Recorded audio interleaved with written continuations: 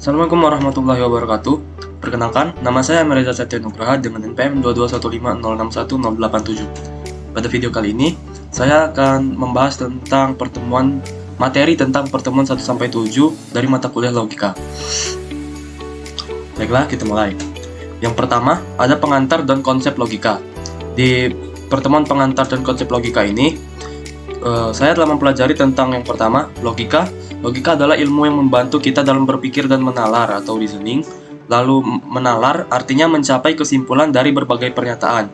Lalu ada juga argumen. Argumen adalah rangkaian pernyataan-pernyataan yang mempunyai ungkapan pernyataan, penarikan kesimpulan atau disebut inferensi. Lalu argumen itu terdiri dari pernyataan-pernyataan yang terdiri atas dua kelompok, yaitu kelompok pernyataan sebelum kata jadi yang disebut premis atau hipotesa, dan pernyataan setelah kata jadi yang disebut konklusi. Konklusi juga bisa disebut dengan kesimpulan. Lalu ada contoh dari penerapan logika dan dari pengantar konsep logika, yaitu soalnya Upin, Fizi, Maria adalah sekelompok pembunuh. Mereka tertangkap dan sedang diinterogasi oleh polisi dengan poligraf. Upin berkata, Fizi bersalah dan Maria tidak bersalah. Lalu Fizi berkata, jika Upin bersalah, maka Maria bersalah. Sedangkan Maria berkata, saya tidak bersalah, tetapi Fizi atau Upin bersalah. Jawaban dari pernyataan ini adalah, dari kesaksian Upin, kita dapat menarik kesimpulan bahwa Fizi bersalah dan Maria tidak bersalah. Sedangkan dari kesaksian Fizi, jika Upin bersalah, maka Maria juga bersalah. Lalu dari kesaksian Maria, kita tidak dapat menentukan siapa yang benar-benar bersalah. Namun, kita dapat menarik kesimpulan bahwa baik Fizi maupun Upin mungkin bersalah.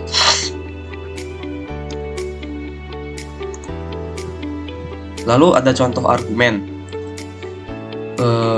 Jika Anda mahasiswa informatika, maka Anda tidak sulit belajar bahasa Python.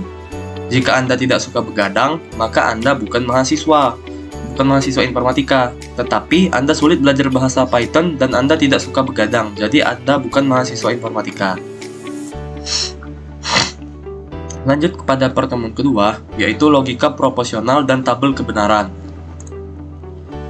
Di materi pertemuan 2 ini, saya mempelajari yang pertama kalimat deklaratif atau proposisi. Kalimat deklaratif adalah kalimat yang bernilai benar atau salah tetapi tidak keduanya. Lalu, suatu proposisi tidak boleh digantikan dengan proposisi lain yang artinya sama. Lalu, ada juga logika proporsional, adalah logika yang menangani atau memanipulasi penarikan kesimpulan secara logis, atau logical derivation. Dari proposisi disebut logika proporsional. Berikut adalah tabel dari perangkai proposisi. Yang pertama ada simbol atau, dibacanya negasi. Simbolnya seperti garis miring yang bergelombang. Arti dari simbol tersebut adalah tidak atau bukan. Lalu ada simbol huruf V menghadap ke bawah, dibacanya konjungsi dan artinya dan. Untuk simbol huruf V ini disebut disjungsi atau or, artinya atau satu atau keduanya. Lalu ada simbol tanda panah, dibacanya implikasi, berarti jika atau maka. Lalu ada tanda panah kanan kiri yang dibaca biimplikasi, artinya jika dan hanya jika. Sedangkan tanda plus yang di dalam lingkaran ini yaitu dibaca eksklusif atau or, yang artinya hanya salah satu. Lalu ada garis vertikal, dibacanya not and, artinya bukan dan. Lalu ada simbol garis panah ke bawah dibacanya not or, artinya bukan atau. Contoh dari materi logika proporsional dan tabel kebenaran. Nomor 1, tentukan nilai kebenaran untuk proposisi saya akan membeli bunga jika saya memiliki cukup uang. Proposisi ini dapat ditulis dalam bentuk P implikasi Q, dengan P sama dengan saya memiliki cukup uang dan Q saya akan membeli bunga. Jika Anda memiliki cukup uang, maka proposisi ini akan menjadi benar. Namun jika Anda tidak memiliki cukup uang, maka proposisi ini akan menjadi salah. Lalu contoh kedua, tentukan nilai kebenaran untuk proposisi aku suka musik rock dan pop. Proposisi ini adalah proposisi gabungan yang mengandung dua proposisi terpisah. Yang pertama, aku suka musik rock, dan yang kedua, aku suka musik pop. Karena proposisi ini adalah proposisi gabungan, nilai kebenarannya bergantung pada nilai kebenaran masing-masing proposisi terpisah. Jika kedua proposisi terpisah benar, maka proposisi gabungan ini benar. Namun jika salah satu atau kedua proposisi terpisah salah, maka proposisi gabungan ini salah. Lanjut, yaitu proposisi majemuk. Di proposisi majemuk, saya mempelajari yaitu proposisi majemuk adalah proposisi yang mengandung lebih dari satu pernyataan yang terlihat pula lewat subjek atau predikat yang berjumlah lebih dari satu. Di dalam proposisi majemuk ini, seperti yang di pertemuan 2 tadi, yaitu ada konjungsi dengan huruf V ke bawah dibaca dan. Contohnya, P dan Q ini harus terpenuhi keduanya agar konjungsi ini berfungsi. Lalu ada disjungsi huruf V, dibacanya atau. Nah, kalau disjungsi ini, kondisi P atau Q-nya boleh terpenuhi salah satu. Lalu ada negasi, yang seperti tanda minus bergelombang ini dibacanya tidak atau bukan. Contohnya, hari ini cerah. Negasi dari hari ini cerah yaitu hari ini tidak cerah. Lalu ada disjungsi eksklusif. Disjungsi eksklusif ini P atau Q tapi bukan keduanya. Jadi, P atau Q ini bukan data dari disjungsi eksklusif ini, atau salah. Contohnya, ada premis P hari ini cerah, dan Q-nya Andi pergi memancing. Untuk bentuk konjungsinya, P dan Q-nya hari ini cerah, dan Andi pergi memancing. Sedangkan bentuk negasinya, negasi P hari ini tidak cerah. Lalu, negasi Q-nya Andi tidak pergi memancing. Jadi disjungsi. Lalu ada contoh disjungsi. Dengan premis P, Yuni memasak nasi goreng. Q-nya Yuni memasak ayam bakar. P or Q sama dengan Yuni memasak nasi goreng atau ayam bakar. Lanjut ke pembuktian validitas argumen. Pada pembuktian validitas argumen, saya mempelajari tentang penarikan kesimpulan. Penarikan kesimpulan dalam logika mengacu pada proses untuk membuat sebuah kesimpulan atau inferensi berdasarkan informasi atau premis yang diberikan. Berikut adalah tabel dari negasi, konjungsi, disjungsi, dan eksklusif or tadi. Yang pertama tadi kan ada negasi P-nya true, berarti negasi P-nya sama dengan false. Sedangkan kalau P-nya false, berarti negasi P-nya sama dengan true. Lalu untuk konjungsi, P-nya true, Q-nya true, P or Q-nya sama dengan true.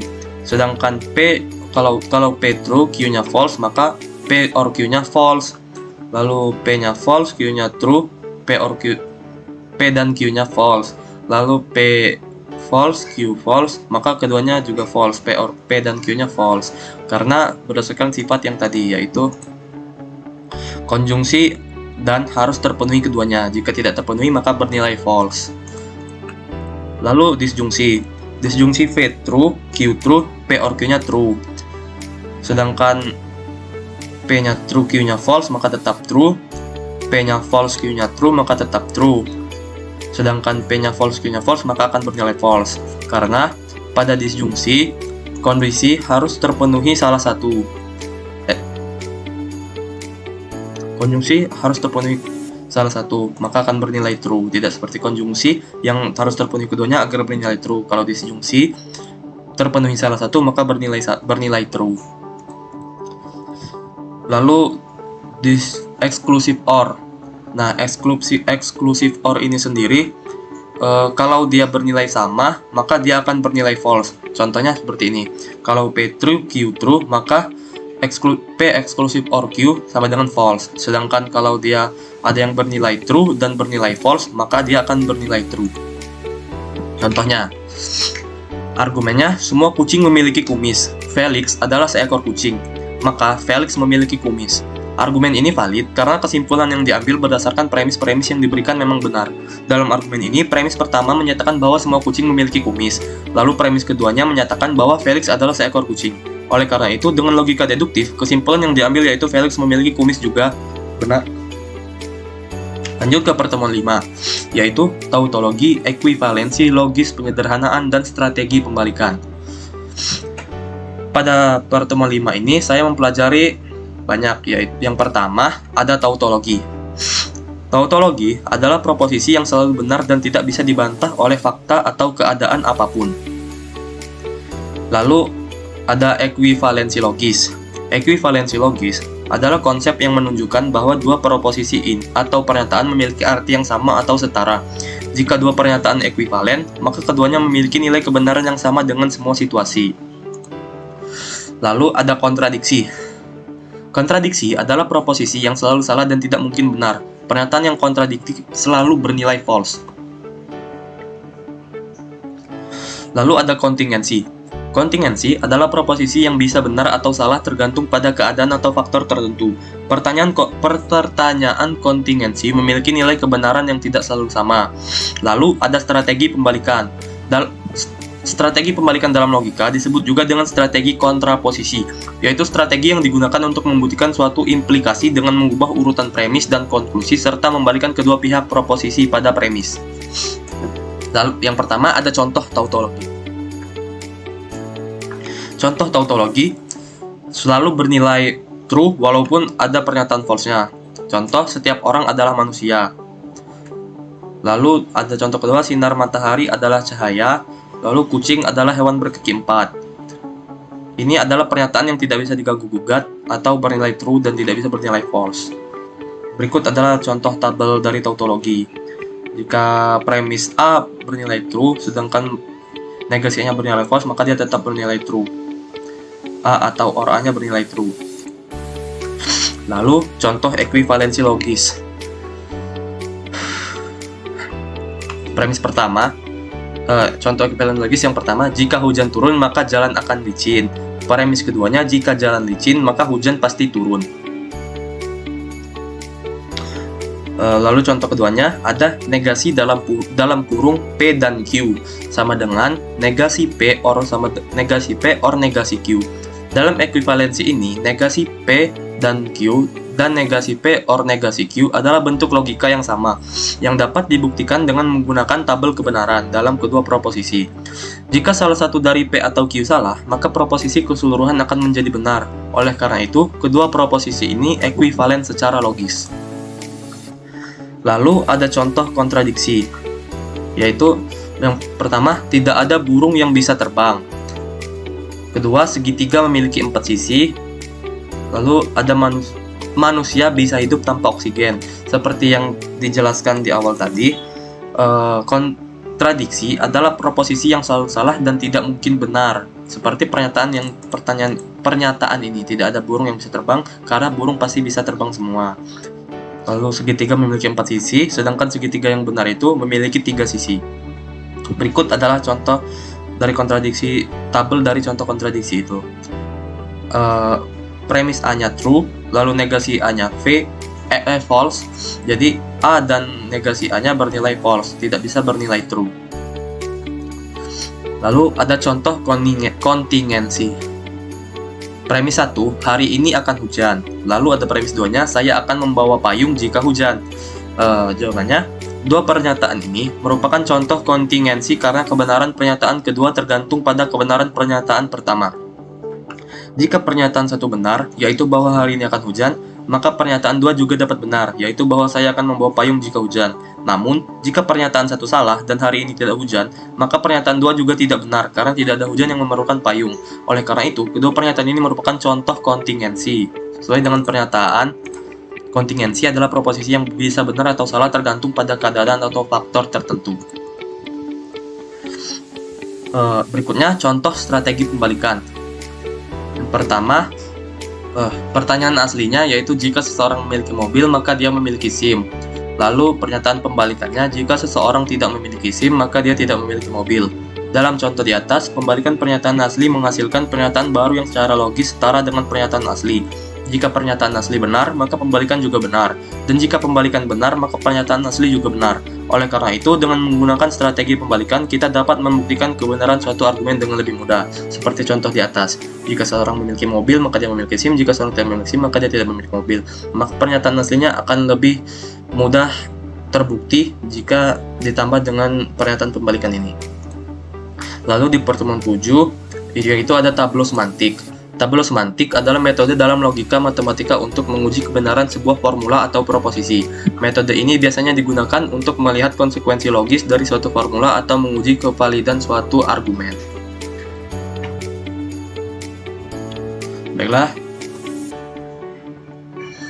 Baiklah, ini adalah contoh dari tabel semantik.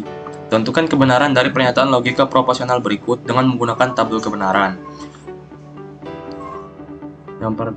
Pernyataannya adalah dalam kurung P or Q, tutup kurung, dan negasi Q.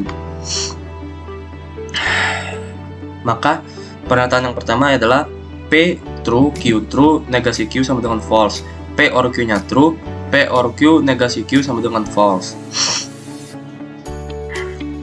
PQ, Q false, negasi Q sama dengan true.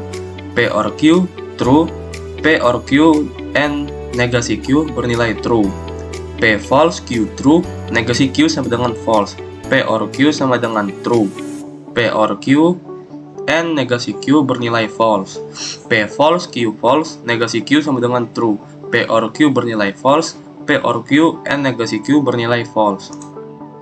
Mulai dengan kolom terkait dengan negasi Q dan tentukan kebenaran masing-masing proporsional Q. Dalam hal ini, jika Q benar, maka negasi Q bernilai false, dan sebaliknya, jika bernilai false, negasi Q bernilai true. Lalu lanjut dengan kolom P or Q. Nah, dan tentukan kebenaran masing-masing proposisi P dan Q. Jika P atau Q benar, P or Q benar, maka P or Q juga benar. Dan sebaliknya, jika kedua proposisi salah, maka P or Q sama dengan false. Contohnya yang ini, P false, Q false, maka P or Q false. P true, Q true, P or Q-nya true. Sedangkan P true, Q false bernilai tetap true, karena terdapat true pada pernyataannya. Lalu, terakhir lanjutkan dengan kolom P or Q and negasi Q. Dan tentukan kebenaran masing-masing proposisi PQ dan hasil dari operasi sebelumnya, yaitu P or Q. Jika P or Q benar, maka negasi Q bernilai salah, maka P or Q and negasi Q bernilai salah. Dan sebaliknya, jika P or Q salah dan negasi Q benar, maka P or Q dan negasi Q juga salah. Jadi harus true pada pernyataan dua-duanya, yaitu negasi Q dan P or Q. Seperti ini, negasi Q-nya bernilai true, P or Q-nya bernilai true, maka P or Q and negasi Q bernilai false. Jika dia terdapat false pada salah satu pernyataan ini, maka pada P or Q and negasi Q bernilai false. Dengan demikian, dari tabel kebenaran di atas kita dapat melihat bahwa pernyataan logika proporsional P or Q and negasi Q adalah false untuk kombinasi nilai proposisi P dan Q tertentu. Baiklah, sekian dari saya. Terima kasih. Wassalamualaikum warahmatullahi wabarakatuh.